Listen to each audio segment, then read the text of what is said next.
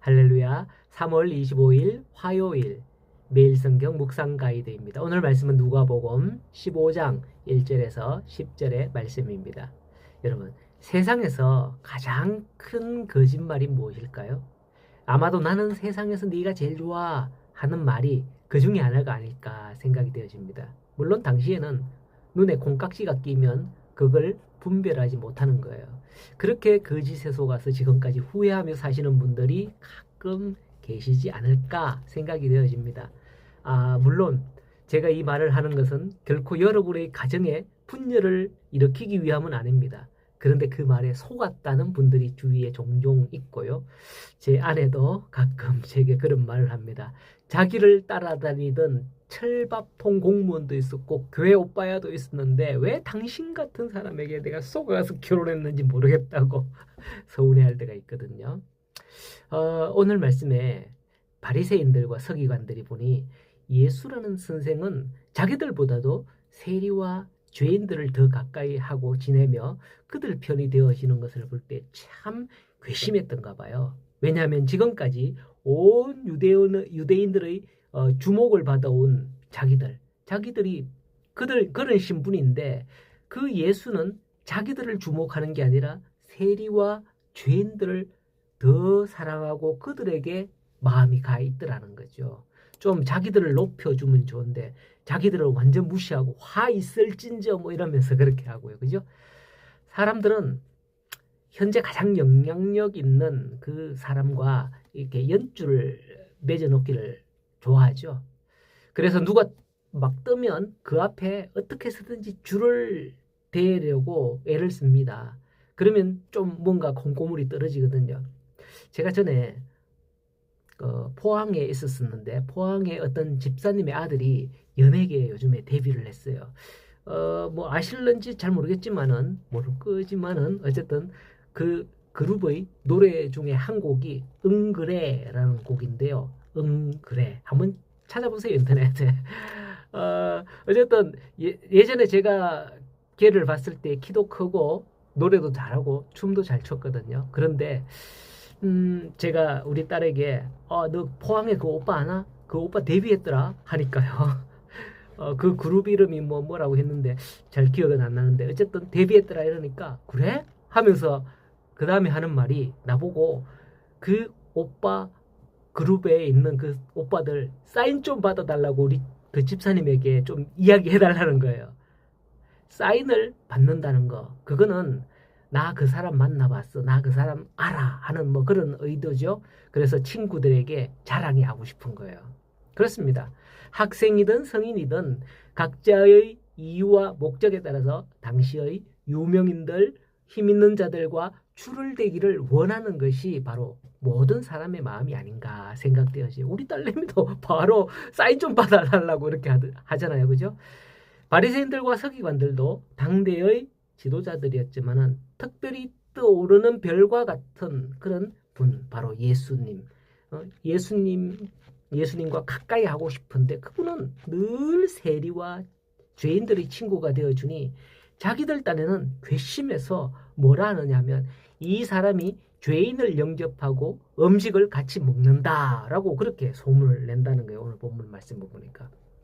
이걸 예수님께서 보니 기가 찹니다. 그래서 그들에게 무엇으로 비교하느냐 하면 3절에 어떤 사람이 양 100마리가 있었는데 그 중에 한 마리를 잃어버렸다고 해요. 그러면 어떻게 하겠느냐라고 하면서 99마리의 양을 덜에 두고 한 마리의 양을 찾아 나서지 않겠느냐라는 거예요. 그렇게 한 마리의 양을 찾으면 너무 기뻐한 나머지 친구들과 함께 그 기쁨을 나눈다라는 비유를 하죠. 이것은 실제 목동들의 생활 중에 일어나는 일들을 빗대어서 비유로 말씀하셨던 거예요. 실제 이런 상황들이 당시에도 많이 일어나다 보니 이건 누구나 다 이해하고 동감하는 그런 일인 겁니다.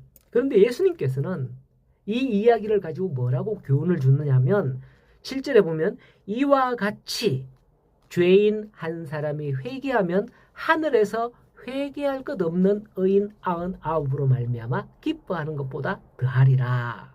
그렇게 말씀을 하는 거죠. 그런데 이 말씀을 잘못 이해하면 어떻게 되느냐? 예수님께서는 의인 99명보다 죄인 한 사람이 돌아오는 걸 더 기뻐한다. 뭐 이런 식으로 생각을 할 수도 있다는 거죠. 즉 기존 99명의 사람들보다도 새로운 한 명을 더 기뻐한다라는 식으로 해석을 할 수도 있다는 거죠. 우리는 사람에게 초점을 맞추고 몇 명? 이렇게 보는 거죠.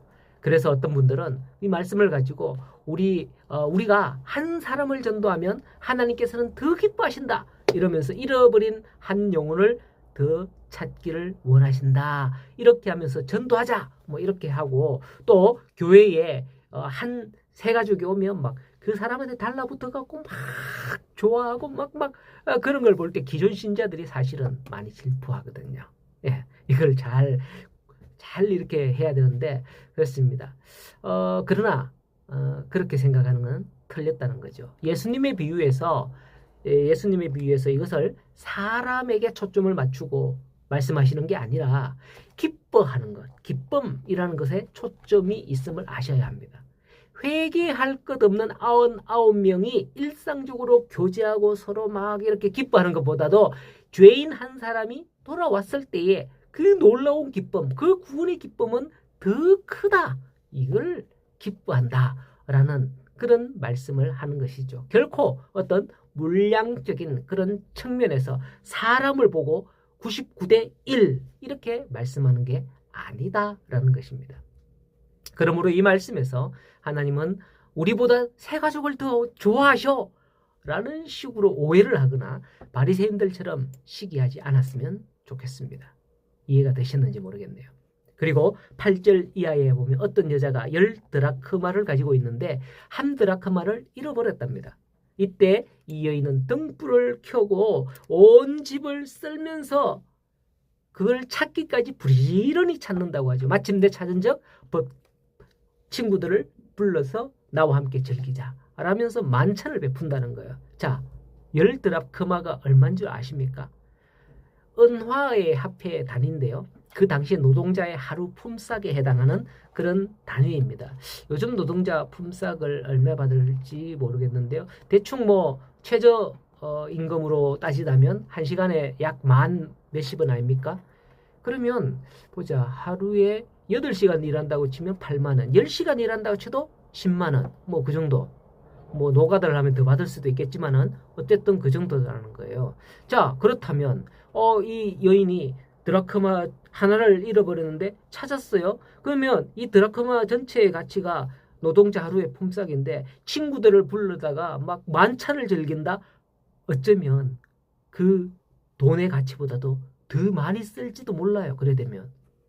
자, 그런데 여자가 10드라크마 중에 하나를 잃어버렸다라는 것은 화폐 가치로서의 아주 많은 가치, 그걸 이야기하는 게 아닌 거예요. 그러니까 아까워서 온 집을 쓸고 찾고 이랬다는 게 아니라는 걸 알아야 돼요. 왜 이렇게 집착하여 불을 켜고 집을 쓸며 이 여인이 찾았을까요? 그 당시에는 남자가 반드시 결혼하고 싶은 여자에게 프로포즈할 때에 여러분 뭐 줬었나요? 우리 집사람 들으면 안 되는데. 아이고 저기서 무슨 소리 하네. 프로포즈 할 때에 반지하고 뭐 꽃하고 이렇게 탁 이렇게 하면서 프로포즈를 하잖아요. 그죠?